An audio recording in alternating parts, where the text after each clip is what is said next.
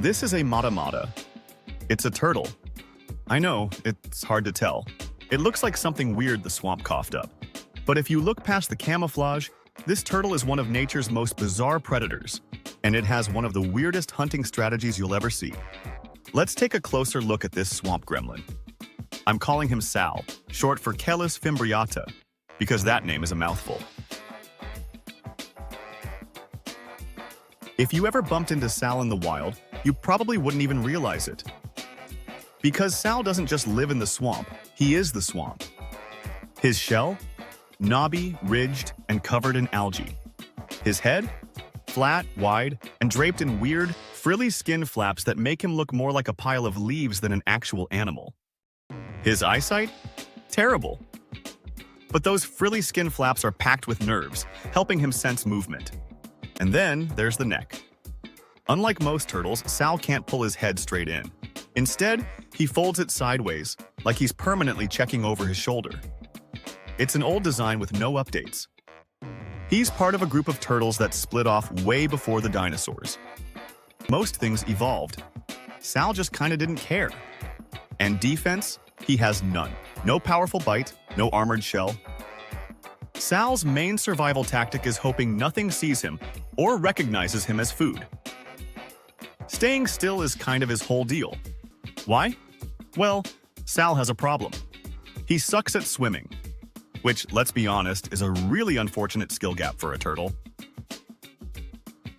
Unlike his sleek, fast-moving cousins, Sal just waits for something to come too close. But even staying still has its limits. He still needs to breathe. So what does he do? He sticks just the tip of his nose above the water like a tiny swampy periscope. And then he sinks back into the muck and goes right back to doing nothing. Now, most predators need skills. Sharp teeth, speed, stealth. Sal, he's a living fish vacuum. His entire hunting technique is based on a do absolutely nothing strategy that would get most predators laughed out of the food chain. He just sits there looking like a pile of leaves until some unlucky fish swims a little too close.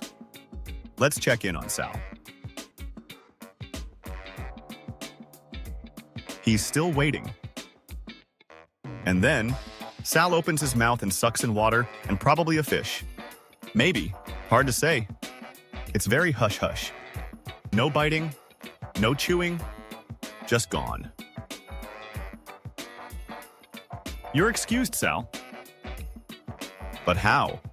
Well, it works kind of like flushing a toilet. The moment his mouth closes, all the water gets forced back out through the gill-like openings in his throat. But the prey?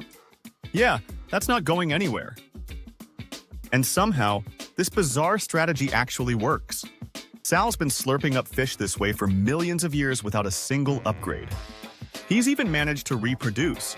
No one's sure how, possibly not even Sal. So yeah, Sal's done pretty well for himself. He's survived climate shifts, predators, and 13 million years of chaos. But there's one thing he didn't see coming: humans. People spot him and think, wow, a real-life swamp goblin, I want one. Bad idea. Matamatas are terrible pets. They hate captivity, need perfect swamp water, and have the personality of a wet sock. Sorry about that, Sal, but it's true. You don't do much. But smugglers keep stealing guys like Sal from the wild. Meanwhile, deforestation is draining the rivers. Pollution is ruining the water. And Sal's ancient hiding spots? They are disappearing. He survived everything the planet threw at him, but now, even that might not be enough.